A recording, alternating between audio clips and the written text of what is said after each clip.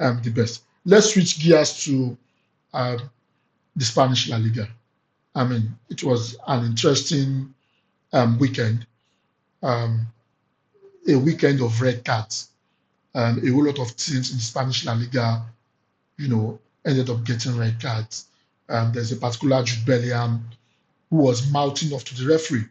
I watched the transcript of what he said. A lot of people, did not understand what he said. I watched the transcript of what he said. He told the referee to fuck off. Pardon my French. I mean, that was what he said. And I don't think any referee deserves to be addressed that way. I think the referee was justified to issue the red card. I don't think it is right for a player to tell a referee to fuck off. Jude Bellingham's red card for dissent, for dissent towards the referee, leading to a potential disciplinary action. Real Madrid failed to capitalize on home advantage, allowing Osasuna to secure a valuable point. What do you make of that particular game? Real Madrid, one man down, ended up drawing that particular game. Now, let's look at the context like this. He spoke to the referee rudely. All the referee could have done was giving him a yellow card, not a red card. I have never seen where somebody spoke to the referee and got a red card. Have you seen it before? Have you ever seen it before? I mean, let me give you a typical example. I can't remember the game, but I think it's an England game. Two teammates, they were joking around. They were in the course of playing, they were joking around. I think it was England against somebody I can't really remember. And one of the players made a FU gesture with the hand. This FU gesture with the hand, and the referee caught it, and the player was immediately red carded.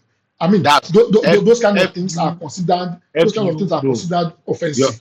No, FU is different from F off. It's two different things. FU is an insult. F off is not really an insult in England. But I mean, because I've had people so many times. You could see players in England when they are not happy, they say F off and they move. It's the normal. It's the normal thing. But I mean, it was addressing the referee personally. What I would say is this. Now the problem is, I think the referees are against Real Madrid. How do you mean? Now they had 3 penalty shouts. He didn't even go to the monitor to check. He didn't even check. He didn't check VAR. Okay. Nothing was checked. No, but the guy practically used his hand to draw the ball back. Hold on. From Finney's leg. Hold on. Hold on. In the defense of the referee, if you say he didn't go to the monitor, I mean, I'm just saying based on what the VAR rule is, you can't just walk up to the monitor except the VAR guys told you to go and check, tell you to go and check. The point. So I mean, VAR, I mean, you will not blame referee for that. Yes, referee missed that. But VAR shouldn't have missed that. You blame referee for it because the referee is on the pitch, because the referee could have seen it. Okay. It was glaring for the referee to see. The guy used his hand to pack the ball from Vinny's leg. That's an obvious penalty, obviously. And there was a situation whereby Bellingham was knocked down twice in the first half. He was knocked down. He stood up with the ball, knocked down again. Nothing happened. There was another case of Vinny on the wing, on the edge of the box, inside the box, knocked down. Nothing was done. So now these are the things. If you give the right cause, I don't think Bellingham will be frustrated to the point whereby he will be saying F off. Now I'm not supporting the language he used on the referee. All I'm just saying is the referee is not being fair, and we could all see it. And at the end of the day, it's just miscommunication. The referee thought he said F you, but no, he wasn't saying F you. He was basically saying F off. And he said he wasn't even talking to the referee. He was saying, I'm talking to you with respect. He was practically talking to the referee that he's talking to the referee with respect. He shouldn't have gone that way. And I think Real Madrid, the referees in La Liga are against Real Madrid at this point. And that's just it. I mean, if you say the referees are against Real Madrid, I mean, they had enough quality. We've seen him go down one man and still win games. Madrid have done it in the past.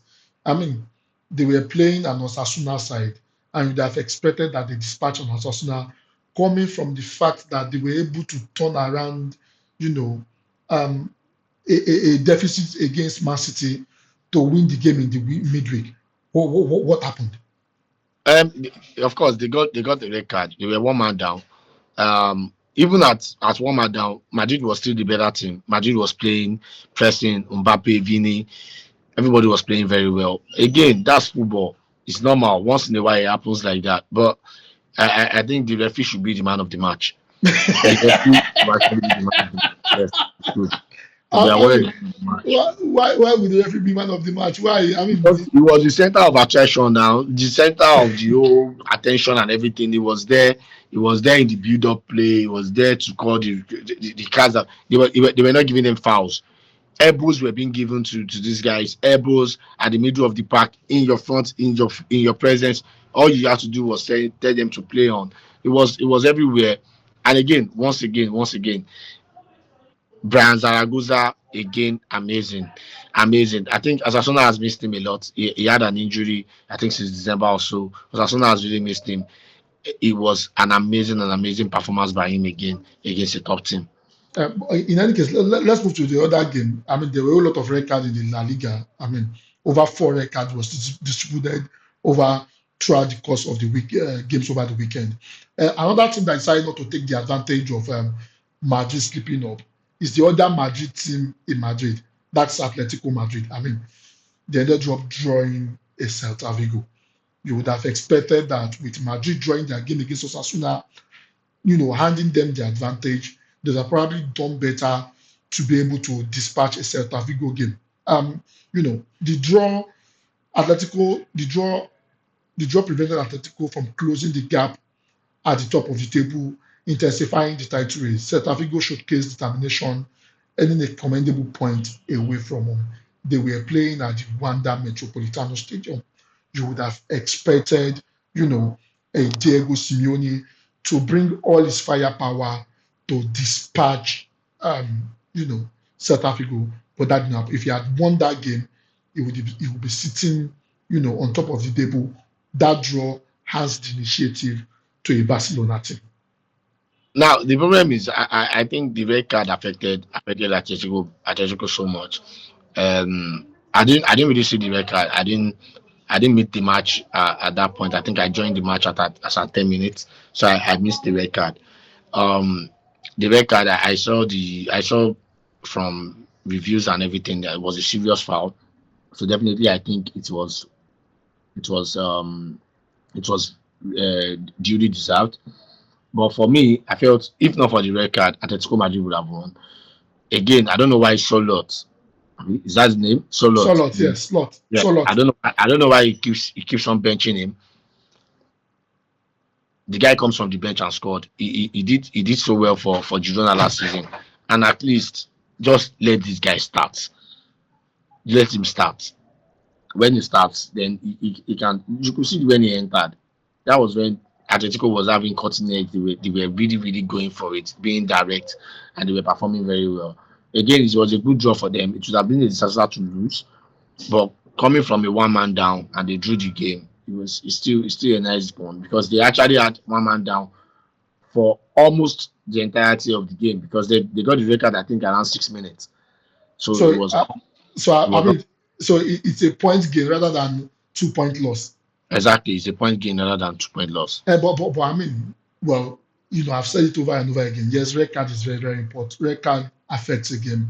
But I mean, in this kind of situation, we'd have expected them to rally around and probably, win that particular game. They had no business losing that particular game. And they even had no business getting a red card, in the 6th minute. That was so early. That was Now, that was too early, and they had to play over 89 minutes because they gave them 5 minutes five as minutes. extra time. They had over 89 minutes, to battle a Celta Vigo side. But in any case, that's why the La Liga is very competitive this season. You never know where it will swing. Tonight, Barcelona will be facing Real Vallecano, and they have the opportunity, to be able to go on top of the table tonight. should they win. What do you make of Barcelona's chances against rival? And remember, Barcelona in the past 6 games, they've been scoring with reckless abandon, scoring a minimum of at least 5 goals. For me, uh, Barcelona should try and not get a red card because it's always like that. When the other teams get this one too, we get his own. So Barcelona should try and not get a red card today. Of course, Rayo Vallecano are one of the worst teams in the league. I expect Barcelona to dispatch them easily, 4-5, 4-5 nil kind of. Barcelona tops the table tonight, and the game has begun again. But with Barcelona topping the table, should Barcelona win their game and top the table, do you think, you know, the La Liga title goes to Barcelona? No, no, no. The La Liga title goes to anyone that is consistent. Nobody knows. The next Barcelona match is going to be against Las Palmas. Yes. Mhm. Now you see, these are the teams whereby Barcelona has problems. If Barcelona can score in the first 20, 30 minutes of that game, they are drawing or losing. So those are the things. Yes, because Barcelona has always struggled against teams that play a low block. These same Las Palmas that beat Barcelona 2-1. Yes, that's Barcelona true. did 2-1 or 1-0 or something. Barcelona always struggles against teams that play a low block, not teams that don't know how to do it. Not an Espanyol. Espanyol is a big team that now turned bad this season. Sevilla is a big team that turned bad this season. These teams too, they don't have the low block in their DNA. But the teams with the low block in their DNA, Getafe, Las Palmas, what's the other team now? Getafe, Las Palmas, Osasuna, all these teams that play low block, there's no how. There's no how you can survive them. I watched a particular match where Getafe was playing Real Madrid. From the start of the match, Getafe passed the ball and played the ball to Madrid and went back. So that's how crazy their low block is. So the way they pack the balls and the way they play, and before you know it, you keep coming at them, coming at them, coming at them. You all of you will leave your back, and one chance they go, they score, they sit back again. But I mean, the question has always been, the thing is this: Barcelona, they have a bit of respite in the Champions League. They are not, they are not part of the teams playing in the knockout phase. They have a whole lot of opportunity to rest. Um, Now, there is a Madrid that has some games to play, in the knockout phase, and that might probably play into the fact that they play more games and their players get much more tired. Don't you think that had hands the advantage to Barcelona, owing to the fact that Real Madrid and Atletico Madrid, they didn't live up to expectation over the weekend? For me, it's just football. It's just football. Nobody knows what will happen. Yes, it might affect them a little because they of course they didn't have enough rest. You can't compare them to teams that are fresh. Um, Again, they go again on Wednesday, I think, to play Man City. So you can't compare them to teams that have rested and was not part of the midweek games. So you can't really say no, this is why they are not performing well. This is why it is part of it, but it's not really. I think the red card really affected. If they didn't have a red card, they would have won that game against Osasuna easily because Madrid dispatches those kind of a team easily. The Getafe, the Las Palmas, the Osasunas easily. They play with them and dispatch them easily. But I think the red card caught up with them. Yes, they've been playing midweek games, but I think that's not really the problem. It was the red card. Okay, well, in any case, let's close. I know anytime we are talking, anytime we are talking, there's a whole lot of to talk about, and before you know, the time runs by. I don't want us to get fined because my producer is literally talking to my ears. But in any case, before we go, let's talk about the German derby, Bayer Leverkusen, Bayern Munich. You know, Bayern leads Leverkusen with 8 points, and they faced off over the weekend. The draw, they played the 0-0 draw. The draw maintained Bayern Munich's 8 point lead over Bayer Leverkusen, keeping them in a strong position for the title. Bayern Leverkusen dominated the game without reward, despite controlling the match and creating multiple opportunities. Leverkusen could not find the net, highlighting their recent scoring challenge. it seems, Bayer Leverkusen are struggling, you know, in front of goal. They created a whole lot of chances in that particular game. I felt, if they had been more clinical in that particular game, they would have been able to reduce that point gap to 5.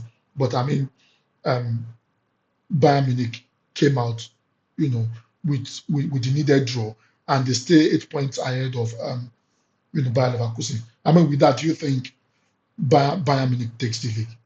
Of course, Bayern Munich takes the league. You could see Bayer Leverkusen they are not really consistent. They are not convincing enough that they really want to challenge for this league. Um, of course, the two of them were missing chances left, right, and center. Bayern Munich and Bayer Leverkusen. But I think Bayer Leverkusen missed more. Um, Clear cut chances they could have buried easily and give Bayern run for their money. It's a good draw. The draw is favorable to Bayern Munich, obviously, still maintaining the 8 point gap between them. Next week, I think Bayern Munich face Eintracht Frankfurt. It's going to be a tough game. Frankfurt too, I think they are in a bit of form, so it's going to be a tough game. But I see Bayern Munich winning. It's going to be first trophy for Harry Kane. Okay, and that's fantastic. I mean, probably the Hurricane course is finally over, and he probably gets to win something, unless something crazy happens, Unless and something crazy. they decide to behave like a Rangers. Rangers was leading Celtic with about 11 points at a particular point in the season, and now Celtic is way ahead of Rangers. The same thing happened to Barcelona. They had a very terrible 4 weeks, and now they are trying to see if they can overturn the deficit. But in any case, it's always amazing, having you on the show. Thank you so much. It's always Okay, it's thank always nice having you. Thank you. Probably maybe we'll get to discuss the Champions League on Wednesday to see how the games pan out. I'll probably discuss the games for Wednesday. Thank you so much. It's always amazing All right. having you here. Thank you so Thank you. much. Thank you for Have, having have, me. have have a Yeah. wonderful day ahead of you.